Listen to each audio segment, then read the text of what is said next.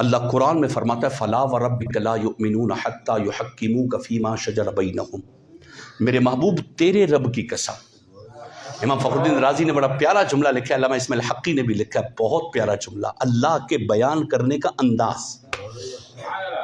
پروردگار عالم ارشاد فرماتا ہے فلا وربک، میرے محبوب تیرے رب کی قسم۔ ایک تو سیدھا کہہ دینا کہ رب، اللہ کہتا ہے مجھے میری قسم، پروردگار عالم ارشاد فرمایا مجھے میری قسم، مجھے کعبے کی قسم، مجھے زمین و آسمان کی قسم، مجھے والفجر کی قسم ولیال عشر کی قسم۔ اور ایک اللہ فرماتا ہے فلا وربک، محبوب تیرے رب ہونے کی قسم۔ یہ ہوتا ہے مقام، فلا وربک لا یؤمنون حتی یحکموک فیما شجر بینہم، میرے محبوب تیرے رب کی قسم کوئی بندہ مومن نہیں جب تک آپ کو اپنا حاکم، اپنا مالک، اپنا وارث نہ مانے، نہیں ہے مومن۔ جب تک آپ کو فیما شجر بینہم، ان کے درمیان جو معاملات ہو جائے ان میں آپ کو اپنا حاکم اور منصف نہ مان لے، اس وقت تک کوئی بندہ مومن نہیں۔ جب ایمان اور محبوب علیہ السلام کی ذات اقدس بندے کے دل میں اترتی ہے نا، تو پھر مصطفیٰ ہی حاکم ہوتے ہیں، اور کوئی مومن کا حاکم ہوتا نہیں ہے، پھر محبوب حاکم ہے۔ اور یہ کافروں کی حالت، یہ ایک پرسنل گفتگو کے ساتھ ساتھ آپ اوورال گفتگو دیکھیں، ہمارے دنیا کے مسلمان جتنے بھی حکمران ہیں وہ کتاب و سنت کو اپنا حاکم تسلیم نہیں کریں گے۔ موجودہ دور کے اندر بظاہر اس وقت جو سچویشن ہے، کتاب و سنت، آئین اور قانون کتابوں میں تو لکھا ہوگا، ہمارے پاکستان کے قانون میں بھی موجود ہے کہ پاکستان کا قانون کیا ہے، آئین کیا ہے، کتاب و سنت۔ وہ ہے کدھر؟ عدالتوں میں ہے، کورٹس میں ہے، کچہریوں میں ہے، کہاں ہے کتاب و سنت کا قانون؟ نہ جیلوں میں، نہ عدالتوں میں، نہ پولیس اسٹیشن کے اندر، نہ اسمبلی کے اندر، کہیں بھی تو نہیں ہے۔ کتاب و سنت ہے کدھر؟ کتاب و سنت ہوتی تو آج یہ حال ہوتا۔ کتاب و سنت نہیں ہے، آدھا برطانیہ کا قانون ہے، آدھا جو ہے وہ لوگوں نے بنا لیا قانون ہے۔ قرآن کدھر ہے؟ کتاب و سنت کدھر ہے؟ نہیں ہے، گراؤنڈ کے اندر نہیں ہے۔ اگر کتاب و سنت ہمارا آئین ہوتا تو اسٹیٹ بینک کبھی بھی سالانہ سود کا ریشو نہ بتاتا۔ سود ایسا جیسا اپنی ماں سے زنا کرنا، سود کھانے والے پہ خدا کی لعنت ہے۔ اور ہم تو بڑے فخر کے ساتھ ہمارے ہاں ٹی ویوں پہ چلتا ہے کہ اس سال اسٹیٹ بینک نے سود کا ریشو یہ رکھ دیا، یہ کتاب و سنت ہے اس کا قانون۔ ہم خدا سے اعلان جنگ خود کر رہے ہیں،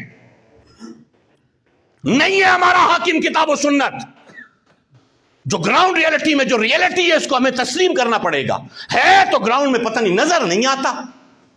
اگر کتاب و سنت قانون ہوتا تو کبھی ریمنڈ ڈیوس مسلم پاکستانیوں کو مار کے بھاگتا نہیں۔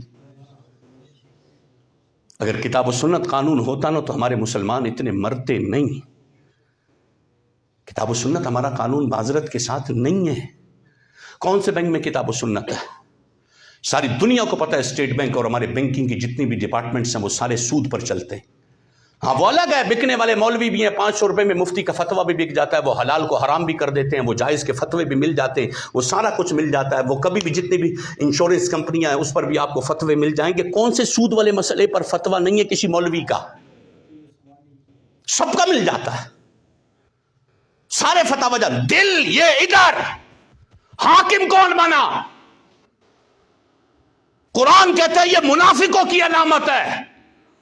ایمان لے کر آ گئے، وَيَزْعَمُونَ أَنَّهُمْ آمَنُوا بِمَا أُنزِلَ إِلَيْكَ وَمَا أُنزِلَ مِن قَبْلِكَ يُرِيدُونَ أَن يَتَحَاكَمُوا إِلَى الطَّاغُوتِ۔ کہنا تو یہ ہے کہ ہم کتاب و سنت پر ایمان لے کر آئے، لیکن چاہتے یہ ہیں کہ طاغوت کو اپنا حاکم بنائیں، طاغوت کو اپنا حاکم بنائے، اور ان کو حکم دیا ہے کتاب و سنت میں کہ انکار کرو طاغوت کا۔ قانون صرف ایک ہی چلے گا، وہ قرآن کا قانون ہوگا۔ یہ ریئلٹی ہے۔ میرا یہ ساری گفتگو کرنے کا اصل ٹاپک تنقید کسی پر نہیں ہے، اصل میں ہم بے سکون کیوں ہیں، ہمارے اندر سیٹسفیکشن کیوں نہیں ہے، اطمینان ہمارے اندر کیوں نہیں ہے؟ جس کے سینے میں پورا قرآن ہو اور اس کو سکون نہ آئے تو پھر کون سی کتاب آئے گی سکون کے لیے؟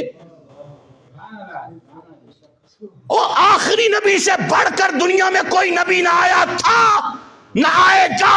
حضور پر نبوت کا دروازہ بند. نبی علیہ السلام کے بعد کوئی نبی نہ آ سکتا ہے نہ آئے گا. اس نبی کو ماننے والے، اس کا کلمہ پڑھنے والے. اور حالت یہ ہے کہ ہمیں سکون نہیں ہے.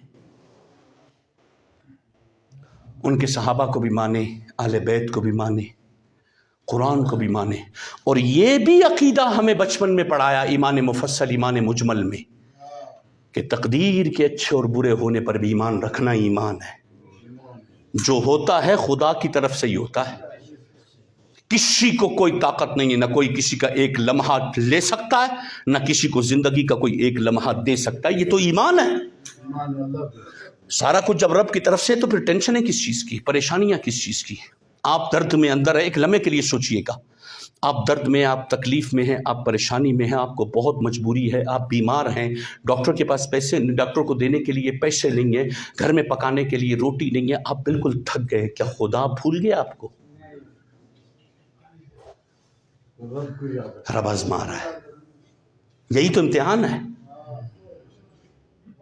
رب کبھی نہیں بھولتا.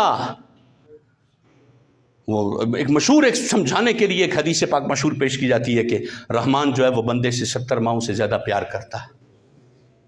ایک سمجھانے کے لیے 70 ماؤں سے. ایک ماں کا پیار کبھی بندہ سمجھ نہیں سکتا کہ ایک ماں کا پیار کتنا ہوتا ہے. وہ تو 70 ماؤں سے زیادہ پیار کرتا ہے. وہ بھولتا نہیں ہے، وہ آزما رہا ہے. ٹف ٹائم آئے تو میرا بندہ مجھے چھوڑ کے حرام کی طرف تو نہیں جائے گا، شیطان کی طرف تو نہیں جائے گا.